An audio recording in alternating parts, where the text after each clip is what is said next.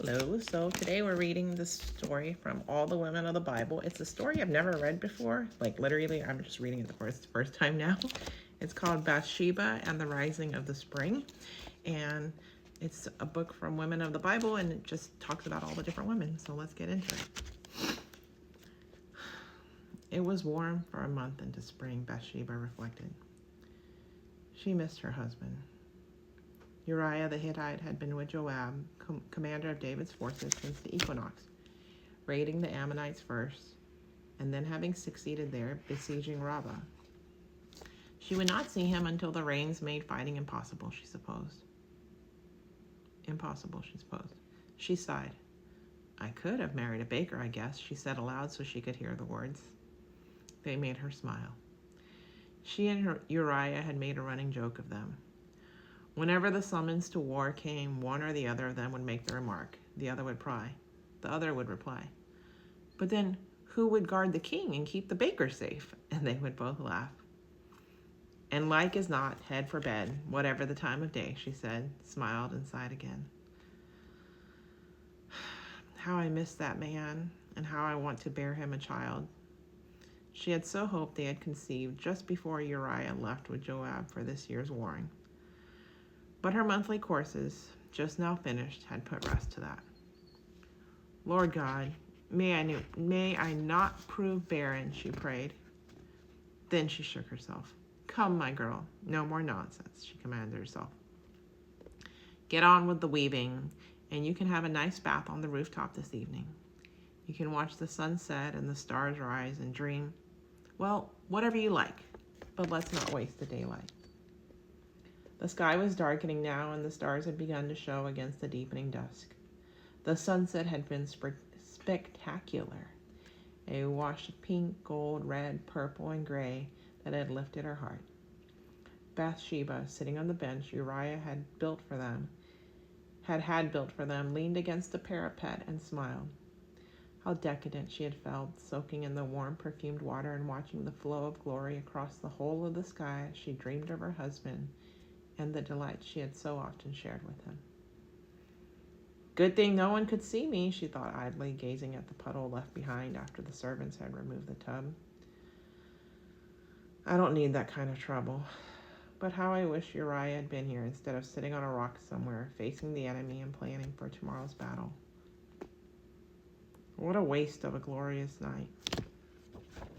Bathsheba shifted on the bench, flicking the skirt of her favorite robe so that its ivory folds poured down her leg like cream. It was lovely, one of Uriah's favorites, and she felt him near when she wore it. She smiled to herself. Imagine me, a respectable married woman, desiring my own husband so much. Then the smile faded, almost to bitterness. But Uriah is a soldier born and bred. Take that away, and what would he do? How would he even be? He loves me, but I'm just not enough to make a life for him. She shook her head. It was a familiar dilemma, and she had no more solution for it now than she had had when she first faced it. For him, it seemed not even to be a problem. When tentatively she had raised it, he simply looked blank, was silent for a moment, then shrugged. You knew I was a soldier when you married me, and I still am, he offered doubtfully. But I love you more now than I ever have, and that love keeps on growing. She had leaped to reassure him, and herself she now acknowledged that she loved him as he did her, and as long as they loved each other, everything would be fine. And it is, she insisted to herself, but still. Mistress, said a hesitant voice.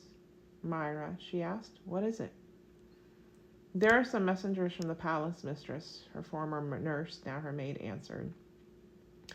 And the steward says to tell you that the king wants to see you.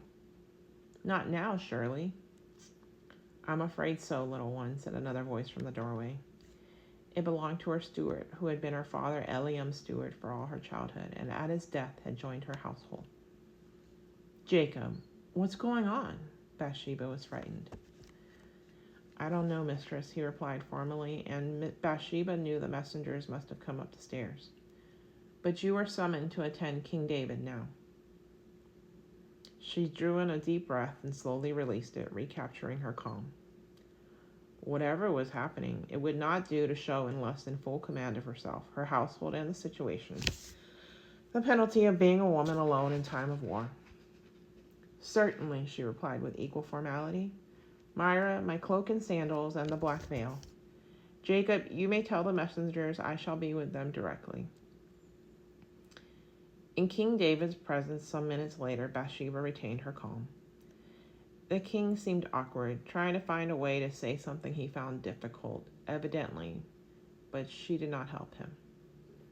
Summon her at night, would he? Well, he could just deal with it. Let him squirm. I wanted to tell you, mistress, how very pleased I am with the great bravery of your husband Uriah, he began. She nodded, one eyebrow rising in inquiry. He is an excellent soldier, resourceful and brave. Joab depends on him, and so do his comrades.